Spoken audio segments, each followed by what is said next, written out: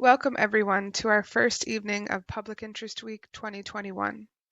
This year's theme is Reframing the Nation, Working Towards Racial Justice. I'm Emily Sutcliffe, Director of the Toll Public Interest Center, and it is my honor tonight to be joined by Dr. Howard Stevenson. Dr. Stevenson is a nationally renowned expert on the impacts of racial trauma and racial stress. He is the Constance Clayton Professor of Urban Education and Professor of Africana Studies here at Penn. He is also Executive Director of the Racial Empowerment Collaborative, a research, program development, and training center that brings together community leaders, researchers, authority figures, families, and youths to study and promote racial literacy and health in schools and neighborhoods. Dr. Stevenson is director of Forward Promise, a national program office funded by the Robert Wood Johnson Foundation to provide philanthropic support for organizations designed to improve the health of boys and young men of color and their families, to help them heal from the trauma of historical and present-day dehumanization, discrimination, and colonization. Dr. Stevenson's public speeches, including his TED Talk, have been viewed several million times. Dr. Stevenson, I can't thank you enough for finding the time to speak with us. To be here. Thank you. Thank you so much. Dr. Stevenson, in the past, you've shared stories of your parents, about your father being more of a planner and more reserved, and your mother being more direct and in the moment. You've described their distinct but complementary styles as preparing and pushing, as Martin and Malcolm. And you say that in order to gain racial literacy and to navigate racial conflict, people must know how to prepare and when to push. For those who might be unfamiliar with your work around racial literacy and with what you mean by preparing and pushing, can you bring us up to speed? Thank you for bringing that up. Part of the politics growing up for us was the different expectations from my parents around how you handle racial conflicts. And since my father was very steeped in the church, his problem-solving approach was primarily pray, and that for us put us in positions of being more both introspective and circumspective. What are you seeing when you are looking at the world, and in a mindfulness, almost in a mindfulness way. And my mother, being from North Philly, was used to face-to-face embattlement. Racism was more clearly segregated in ways that were interpersonal. And so in the politics of race in our society, where we live in a culture, in a country for a very long time that is still extremely scared to talk about race, to bring up race, whether it's in a sentence or a conversation or in a classroom or in a courtroom. There is an element at which we all have developed not only a fear or stress around racial encounters, which we call, but a level of threat. The actual engagement in a racial moment, whether it's conversation or symbolic, can sometimes trigger us to react in threatening ways. And so I learned from my parents, and I believe my siblings as well, the sense that sometimes you really have to think about what are people doing when they look at you and when they see you as a potential threat, which is not in your mind of yourself, that is not in the way you think about your family, your people, your culture.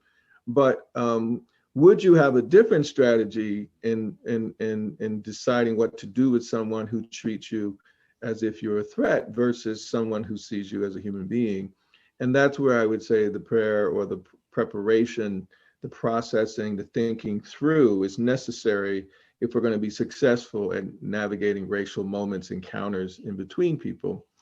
But there are times that we are not prepared. We might act without thinking through those actions, or we might spend so much time processing that we're not sure how to behave or how to speak up for ourselves, let alone an injustice that we might see with somebody we know or don't know. And so part of the skill sets, and as a clinical psychologist, besides being my own sort of personal family historian. I was always interested in the family dynamics in my family. And I became a family therapist in my life. But part of that as a scientist is to understand, can we improve the chances if we can't stop racism, or it's slow to stop how racism shows up in everyday life? Is there a way that we can develop the skill sets and psychological preparedness as well as voice to address these racial moments that go unabated, even hostilely or positively? The fact that we are not very comfortable engaging or problem solving these moments that then turn into worse moments is a call for us to be able to, I think, plan, but be able to protest when the time comes and not to hesitate. When it comes to change, you've said we need institutional, systemic approaches as well as interpersonal approaches.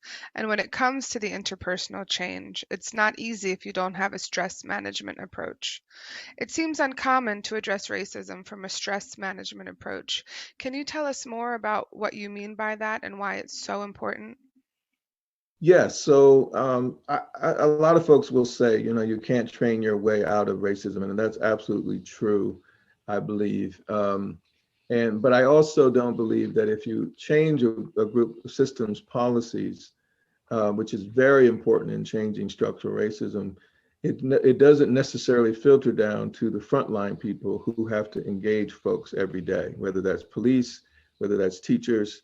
And so you need some competency, that some form of preparation at every level, and not to assume it will trickle down even if you change structural policies, because of the emotional burden that racial moments bring to us, right? So we know in the literature the impact of racism economically on the country is enormous.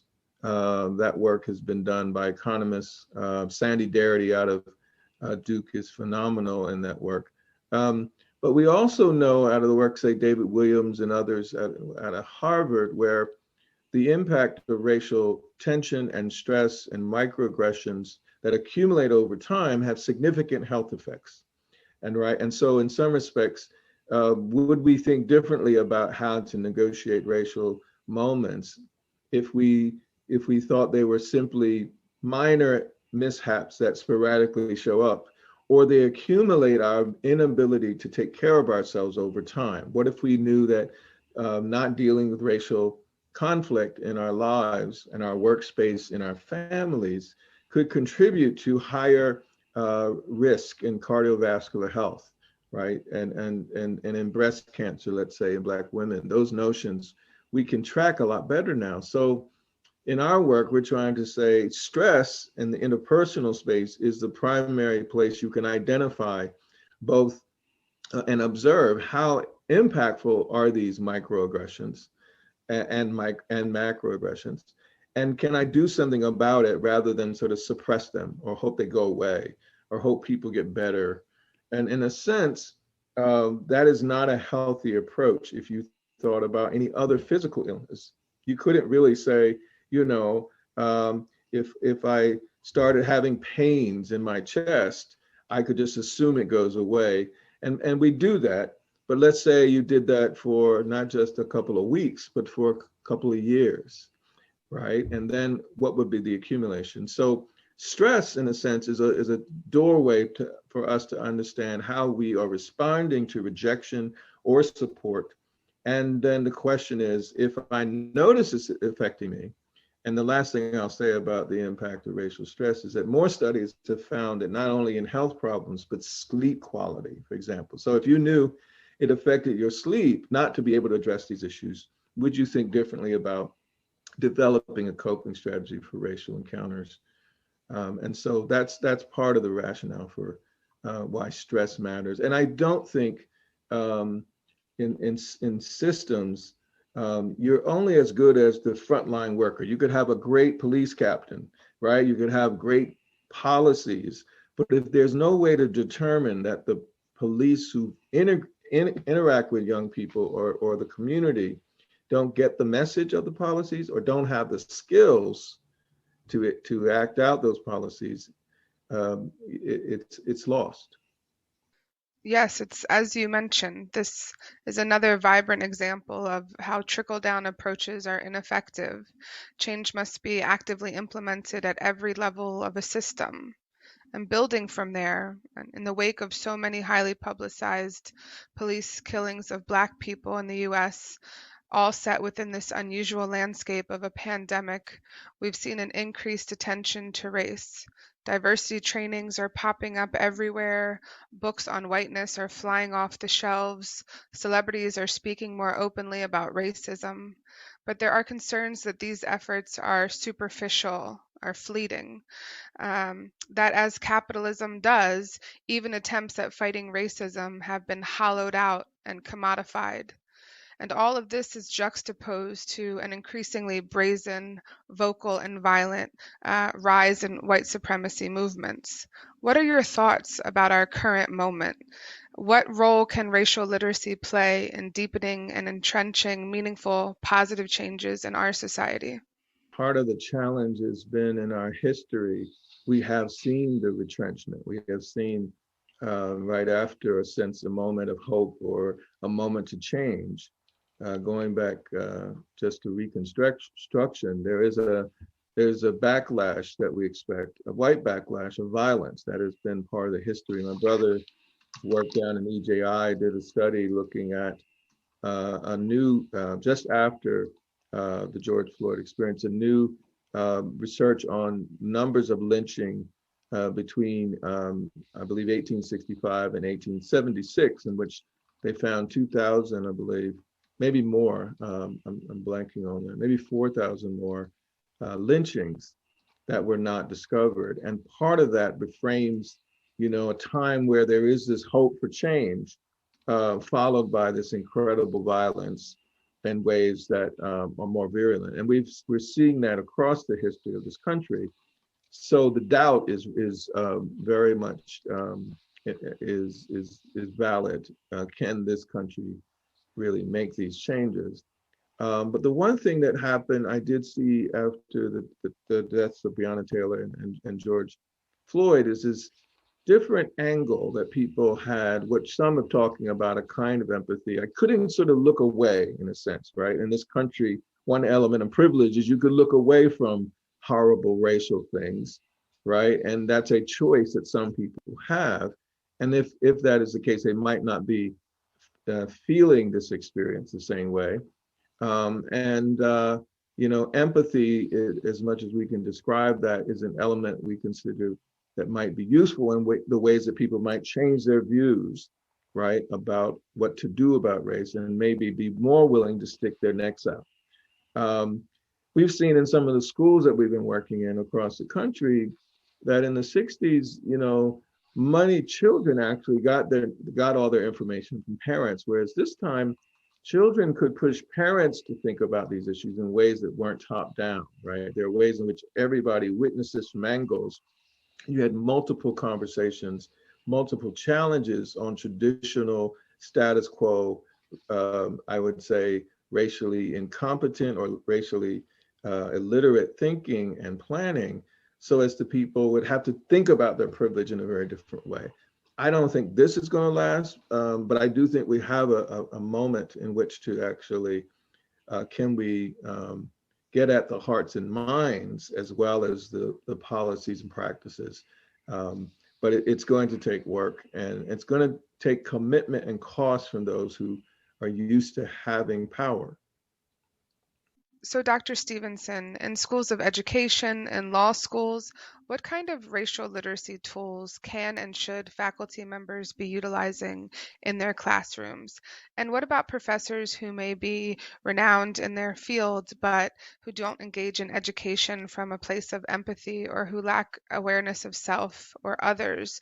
Can even those folks be racially literate educators? I think everybody can, but it requires a vulnerability, and it requires a sacrifice of what we think we know, and how much we believe and how we came to know, and that is um, in a way, part of the problem of any institution, where many of us who have power don't want to learn new things. That's just the reality. We have the power to keep from learning new things. You could argue that academic freedom is a both and reality, is both a, it can be used as a sword at times to prevent change and change in myself, for example. And the part of the idea is, um, what is required for racial literacy. We use this proverb. It's called the lion story will never be known as long as a hunter is the one to tell it.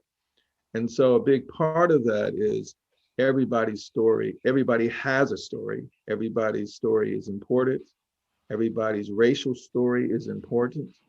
And one of the things I think is that sometimes the stories that are the most shaming are the best ones to go for and tell as a way to get over the fear of not engaging racial moments. And that takes a certain kind of literacy. It takes a certain amount of support for people to take the risk. And in our work, we try to help people develop that vulnerability with support, with caring, with affirmation. But it is essential if you actually want to do something about racial issues as opposed to talk about it. My brother's work down in Alabama, the EJI, the Equal Justice Initiative, one of the things I've been influenced by his work in this sense of what can institutions do. When he opened the Peace and Justice and Lynching Museum down in Montgomery, it was a wonderful opening. But one of the things that happened, which was a lot of the businesses, and particularly a newspaper down in Montgomery, actually confessed to contributing to the lynching and the history of lynching in the South, and the way that they would publish news of the lynching to make sure people could be at it. There was a contribution. And so I would argue, to answer some of your question, that all of us, not only institutions, but even us as professors in our fields of study, can we come to a reckoning of the history of enslavement or oppression or dehumanization in the history of our canons, in the history of our texts, in the history of our disciplines. And that in some respects allows us to see what we are doing in a larger context, but tells a truth, as it were. And I would argue that can happen not only in the discipline, but in my class, in my life, which is what we call people to, a reckoning of your racial story. How did you come to understand the world racially? And starting there, we can move towards a certain place of literacy. Building from there, something that comes up frequently in the classes I teach is the matter of how precisely can change be effectuated. Students grapple with where the locus of change is located. Is it within the individual? Is it within the system? Is it both? How do individuals impact systems? How do systems impact individuals? What are your thoughts on this? What do you tell your students? I think all of it's important, right? And I think the idea that we assume that one is better than the other is part of the problem in our culture. That's one thought. The other thought is that great minds and great people on every walk of life, in communities and in business and in a variety of fields, are talented. But part of the challenge is how do we bring these great talents together, right? How do we get these great egos to work together, right? There's another proverb that it takes a village to raise a healthy child. But the question that we've been asking for quite a while at the Racial Empowerment Collaborative is, what does it take to raise a healthy village? What does it take to raise a group of people who are talented but can't work together? And in that sense, you have both the challenge of both systemic change attempts and crusades with interpersonal. And so I've got to know how to take care of the people who are working with me. I've got to know how to not just simply be on the sort of out there, but I've also got to nurture those. In a lot of the movements around the country, you had an increase of incredible amount of stress for those who had to endure the rejection, protest lines, and it take a toll on their health. and their mental well-being. And I think again, that would be a time for how do we take care of each other interpersonally so we can stay in the fight. At the same time, how do we nurture each other, our leaders in that process? And leaders are different than frontline folks in a sense because they have more power and can make more changes. But I would say at each level of this battle, from systems to individuals to relationships, how do we, bring all to bear with many talented people? When we're considering systemic racism from a legal lens, the criminalization of Black children, the school to prison nexus, new Jim Crow, racism within the legal profession itself, is racial literacy an effective way for lawyers to make impactful and lasting change? I think so. And then part of that has to do, we are decidedly focused on what happens in a face-to-face moment, a sort of racial encounter. It's not to say that we're not interested. So one argument of racial literacy is this notion of reckoning. Can you actually be literate about the history of your discipline? And you could argue that's a systemic kind of approach to say, oh, by the way, the psychological testing movement started in our department, and that has led to a host of um, biases around intelligence in the country, in the world. Could we admit to that? And that's a sort of systemic kind of framing. What policies and laws did we develop from that thinking, right? Can we illuminate and challenge? But the face-to-face is where I think racial literacy has its most impact because, um, the kind of encounters that have happened face-to-face, the worst outcomes have sometimes come in less than 2 minutes. And so a strategy to address the politics of systemic racism is important. Changing laws, changing policies, um, can make changes over decades. And yet, um, many of our young people in classrooms, corners, are harmed by threats, racial moments that occur in less than 2 minutes. So, how do you negotiate those encounters in a way that don't end up in the worst outcomes, but even in the lesser outcomes that affect my well-being, my health, my sleep? What can we do about that? And that's where I would argue leaders, mid-range managers, frontline workers, families protecting their children need the racial literacy that allows you to negotiate what's happening in very short periods of time, in interpersonal encounters by loved ones and friends and strangers. Those are very different expectations. And being able to speak up for yourself in those moments, where you can't rely on a system's policies or laws to punish those. It has to happen in the moment to protect yourself. That's a very different scenario. As you speak, in a sense, I'm thinking of an ecosystem, of an interconnectedness of all things, and how all the many pieces that make up our complex social, cultural, legal, educational systems must be aware of and aligned with one another in order for us to achieve the values we profess. And it feels like so often in our society, we focus on one piece of a complex thing. We isolate and we mass produce it, but we ignore that it's just one instrument within a symphony or one symptom within an illness. And so, somewhat related to this point, and something that's come up a lot, are the increased responsibilities and burdens often placed on BIPOC folks within organizations, educational environments, friends groups, when other people decide they'd like to learn about racism. What's your advice for BIPOC and other marginalized people who take on diversity and inclusion responsibilities or roles while also having to manage their own racial trauma and stress? Absolutely. And there are a host of terms for what I've seen and others have seen. And that could be in legal settings or schools, corporate America. Many folks of color, as well as white folks who are struggling with what they're witnessing, struggle both physiologically and emotionally. And the common response that I've seen among those professionals who are interested in this work, but are in toxic environments, is to swallow and to suppress.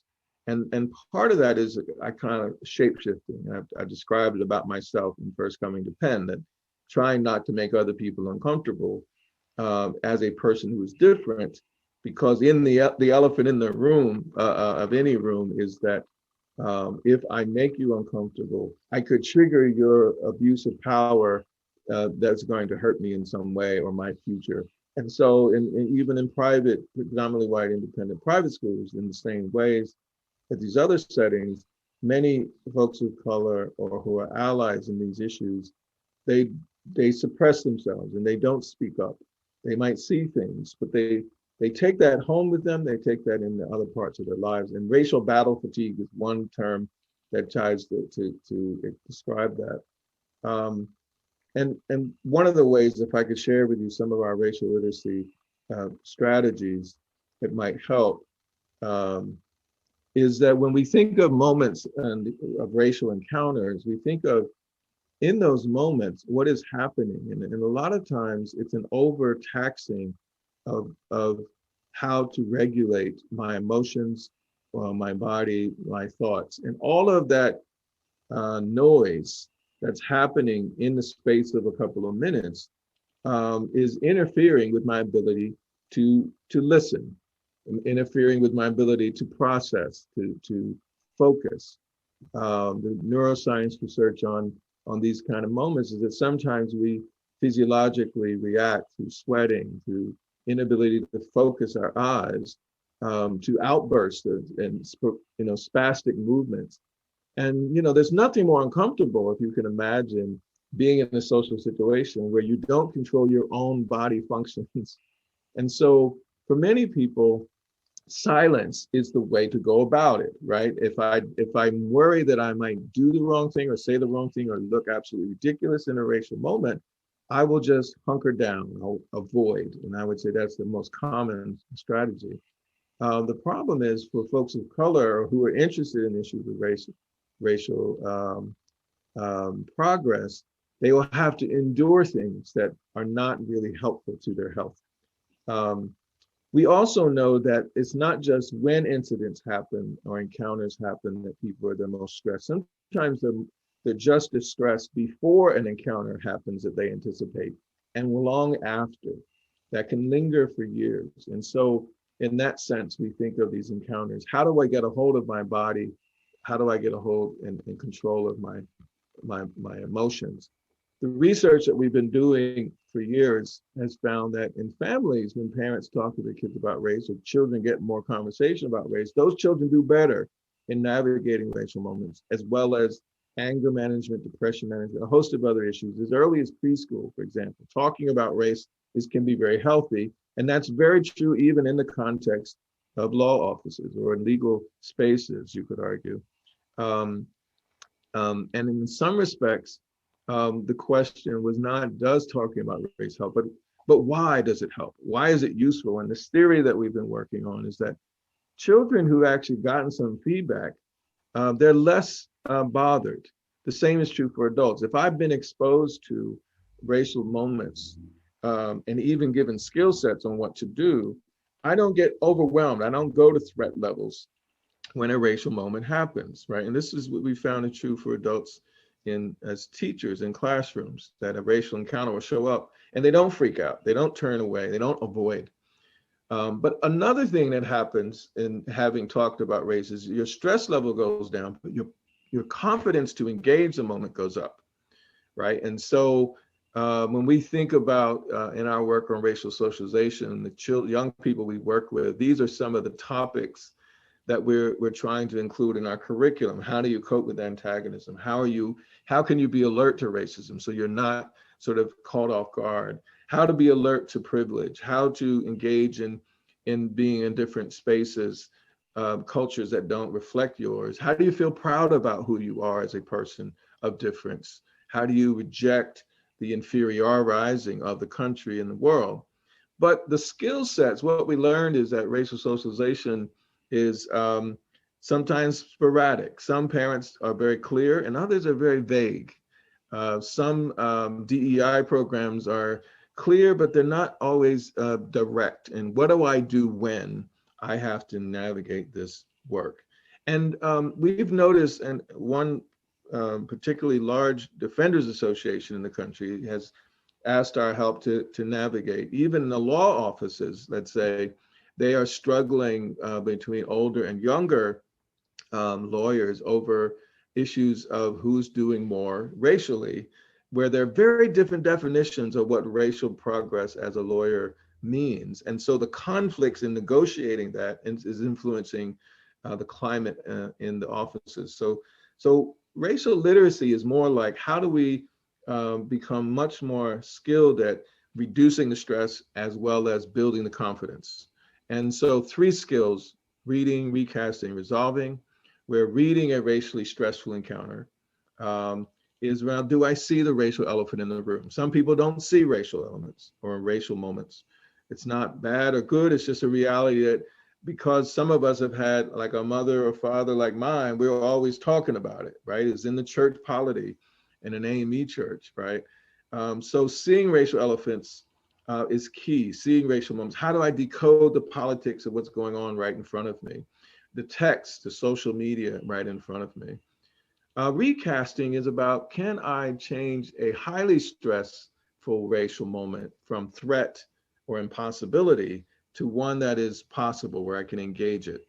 And the sort of mindfulness approach that we use tries to reframe something that seems horrific into something that is workable. And the strategy that we use is called CLCBE: calculate, locate, communicate, breathe, and exhale. Calculate is, what feelings am I having? I'm angry that I got called this word, N-word, let's say, or I lost that job. I'm angry with how my lawyer treated me at a 9. And I'm sad at a 6 because I thought they were on my side. I thought this was my friend, would never say this to me. Right? Locate is, where on my body do I feel those feelings? I'm angry at a 9 and I can feel it on the back of my neck. It's like fire. And I'm sad in my gut. It's like somebody kicked me in my gut, right? The more specific you can be, the more you can actually get control or manage those spaces so that you could find your voice, find your action. And communicate is, do I say anything to myself during the racial encounter? Oh, they're going to think I'm a racist, or they're going to think I'm a sellout, or they're going to think I'm helpless and incompetent as a leader, as a self-talk sort of scenario. And then images or memories that came to mind, where perhaps I go back to my childhood in the space of a couple of seconds of an incident that this thing reminds me of. Breathing and exhaling allows, if I am a threatened space, on a scale of 1 to 10, threat would be like 8, 9, or 10 on the stress scale. And if I get to a threatening space, my brain goes on lockdown. I lose peripheral vision and hearing, right? Breathing and exhaling brings oxygen into my brain in a way, in a very short period of time, so that I open up my vision and hearing. I'm a better decision maker, right? When it's really not a crisis. And it changes the vista of what's possible in the problem solving approaches. Now, you can imagine what legal space is there that you don't need your full faculties to be able to make a very healthy, racially just decision in less than a few minutes. And so part of the idea is we can teach this kind of model not only to adults, but to 5th graders, children as young as 5th grade. And then the last piece, if reading is fundamental to seeing racial moments accurately, and recasting is bringing myself to a place where I can engage it as workable, not impossible. And resolving is, do I make a healthy decision that is not an overreaction or underreaction? An underreaction being, this really bothered me, but I pretended like it didn't. I'm just going to plunge through.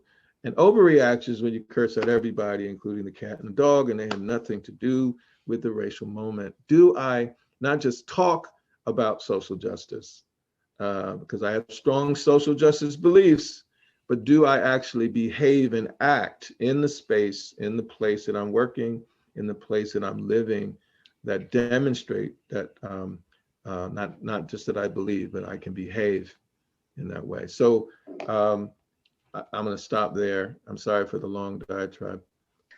No. These are the things we all need to hear and we all need to learn. So thank you. And you hit on something really interesting that so many of us, I think, are trying to wrap our minds around. And it's what can feel like a disconnect between people's professed values and the ways they actually interact with others, with disappointment, with difficult things. So at once we can be fighting the fight on the front lines of social justice and also operate in our daily lives from places of entitlement and privilege. So the subconscious or the conscious ways we devalue someone from a different social class or with a different educational background, the way a white person can fill their social media with Black Lives Matter and be dismissive of the contributions of a Black colleague in meetings. There are constant kind of paradoxes at play here. How do all of us try to help ourselves and others, especially in social justice spaces, to have a value system and what we profess to be our beliefs become more closely aligned with the ways we behave? Part of my one of the, I think, big diversities or differences in our society among people from very different ethnic and racial backgrounds and SES backgrounds is the sort of, the urgency of now, as it were, the notion of what is important to me when, and the vantage point does matter. Not all of us have the privilege to stop something from happening to them, right? And that's part of a reality. And you say, well, maybe government could be helpful in reducing that disparity. And so, but on the personal level, and I mentioned this in our work that, as a parent, I I understand the struggle of all parents in the sense it's a lifelong acquaintance with helplessness. It doesn't matter how old your child is. You think you know them, and then they change right in front of you.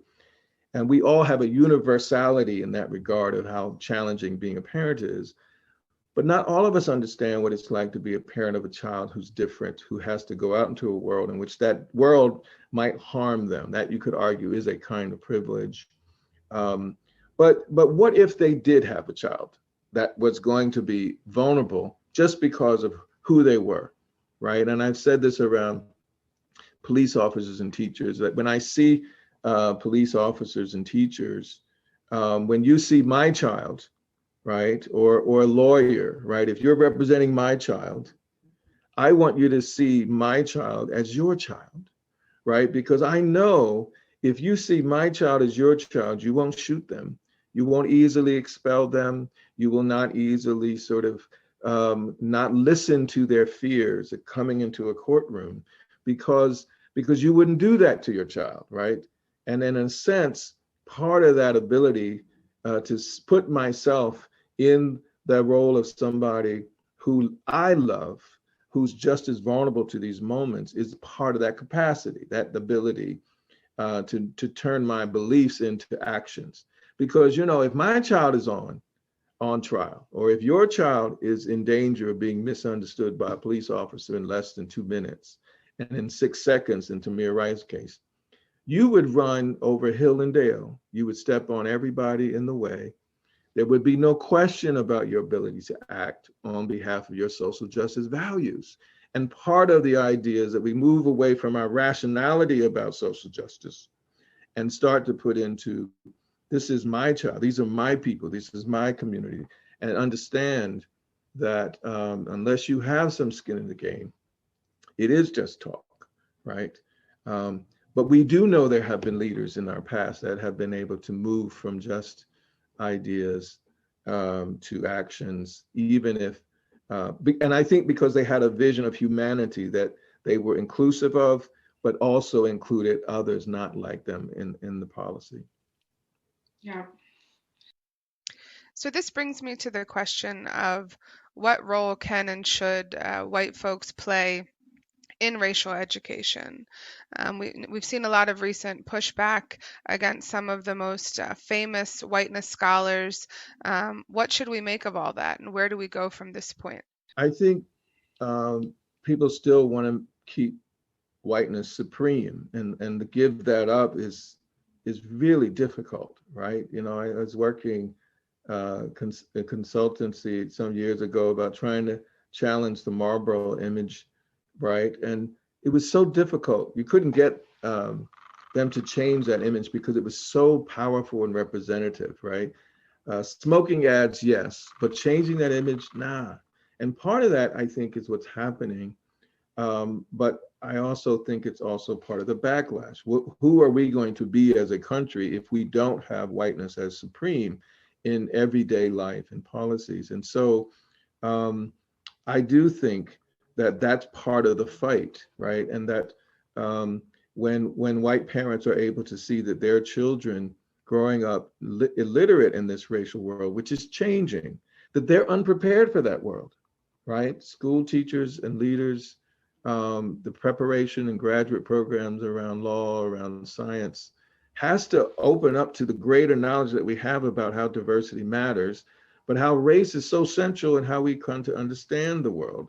And not to know that leaves us vulnerable. And so what I said to you about children pushing their parents is absolutely wonderful to see white children pushing their white parents to rethink, you know, how they've been considering what's going on racially in the world, not to withdraw or to hide in some very, you know, eerie ways as a parent. Usually we expect our teenagers to come after us, but not fifth and sixth graders challenging us on our positions. So I'm hopeful for that. But I'm also understanding that if people decide not to change, you still need racial literacy to help families protect their children and who have to go into that onslaught without as many choices. And how can each of us assess our own racial literacy? In the great words of the wonderful philosopher Allen Iverson, it's going to take practice. And I believe without practice, we're not going to get better at this. And I think that's the one element that we can see a problem in DEI work or trainings that focus on intellectual information and not emotional and stress management, emotional regulation. That you know, if you imagine how long did it take for you to become a lawyer? How long did it take for us to catch a ball, to tackle, to run effectively, to swim, to dance? My God, to twerk, for anybody who does twerking. It didn't just show up. You had to put energy and time with it, right? The example I would give is like, could you give an hour of homework, of algebra homework, and expect to get algebra? 3 hours of homework? Most people don't put in the practice time to get better at negotiating racially stressful moments. But we have shown, I mean, I believe we have seen many folks from fifth graders to adults, if they put in the hours, they lessen the fear and threat of speaking up. And that's what I would say. But it will not work if you don't put in the time. Yes, and so I think that's one of the biggest challenges that we see when it comes to racial education. We have to be so deeply inside it that we're seeing our whole lives from it and through it. It can't just be slotted into an hour-long training. It has to be something we practice in all areas, in all moments of our lives. When thinking about racism and white supremacy in this country, I'm often reminded of the David Foster Wallace quote where someone asks a fish, "How's the water?" And the fish says, "What's water?" I'm very much mindful of your time, but as we begin to close out our time together, I want to come back to the lion story, which is such a beautiful West African proverb that you mentioned earlier. The lion story will never be known as long as the hunter is the one to tell it. So, in a place like America, where so much of our history, our culture, our belief in the purity of our laws, our democracy, our meritocracy are shaped and have been shaped by the hunter. How do we reframe, rebuild, reimagine our nation into one where the lion story is not only told, but is central? I think in many respects, the challenges of our times, and even in this recent new iteration of backlash and turmoil, racial backlash and turmoil, we still do not know each other. There's a way in which we have figured out new ways to not get close, to actually stay distant emotionally, psychologically, identity-wise, and it's all a lie. And the part of the narrative of that proverb for me is that, you know, we might be the lion, but we can also become the hunter. That is not simply some other dude out there. That could also be me. I could become a hunter as well. And in that sense, how do I get to know your story? You know, part of our work, part of my work, I think, is to help people fall in love with their own stories. And that's not easy because some folks don't want to go back. They don't want to see the shame and the hurt and the pain of that history. But in sense, if I got to know your story, I probably would treat you a lot differently, at least part of the assumption, if I did not want to become the hunter. And in that sense, we have a duty before us, right? What is your story is the question. And maybe one day we'll trust each other to share it and to listen. And this work really does require a stout heart, right?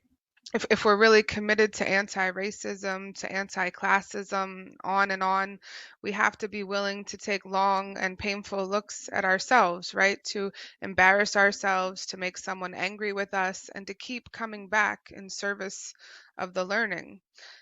We have to come to recognize when we are the lion and when we are the hunter. Yeah. Thank you again, Dr. Stevenson. It has been such an incredible privilege. And thank you to everyone who's tuning in. Please continue to join us for our lunch and evening events and for Friday's Spare Symposium. Public Interest Week 2021 is officially underway.